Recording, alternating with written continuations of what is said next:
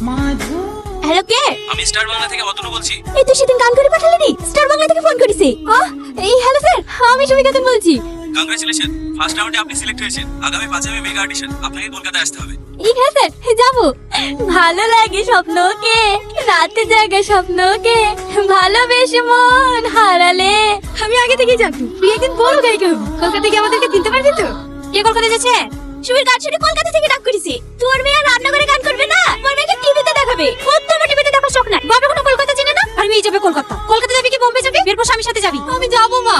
এসব কথা যে তোমার বাপ শুনে না, তোমার সাথে সাথে আমাকে বাড়ি থেকে বের করবে। এলো ধরো 18টা কটকা। ওসব ঘন্টার ফোন মাথা থেকে নামে ঘর কন্যার কাজটা একটু মন দিয়ে শেখো। বাড়িতে না জানি যাবি? হ্যাঁ, আর কোনো রাস্তা নাই। কালকে রাতে আব্বাকে অনেক বুঝেছি, রাজি হয়েছে না। এত বড় সুযোগ আমি হাতছাড়া করছি না। আমি যাবই। তুই একা চিনতে পারবি? ওই না তোর বয়ফ্রেন্ড, প্রতিদিন তো তোর সাথেই বসে থাকে। ও খেলি জানা। অনেকদিন ধরে চেষ্টা করছি, ভালোবাসা প্রকাশ করার কোনো মাধ্যমে আমি খুঁজে পাচ্ছিলাম না।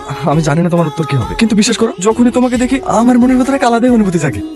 মনে হয় যেন সবসময় তোমাকেই দেখি। তুমি কি আমাকে বিয়ে করবা? চুপ, চিনা নাই জানা নাই, ডাইরেক্ট বি। ধাট। কি হলো? কাছে বলি ঘ্যাম হলো নাকি? না না, যাচ্ছে তুমি আমাকে ভালোবাসো? হ্যাঁ আমি যদি বলি আমাকে কলকাতায় নিয়ে যেতে পারবে? হ্যাঁ, এক্ষুনি। না না, কাল সকাল ছটার সময় বাস স্ট্যান্ডে এসে দাঁড়িয়ে থাকবা। এই সুমি, এত সকালে বাস স্ট্যান্ডে কোথায় যাবে? কোথাও যাচ্ছি না কাকি। রংপুর দিয়ে খালাতে ফোন আসছে, ও আকেলিতে এসছি। তো সকালে বেড়াতে আসছে? বেড়াতে না কাকি, ডাক্তার দেখাতে। চলো এলো, রাস্তা যেতে যেতে খাবা। হ্যাঁ যাবো তো, ফোন আসুক। এই টোটালা গুলো না 5 মিনিট দাঁড়াতে চাই না। কত টাকা নিলো? ও থাক।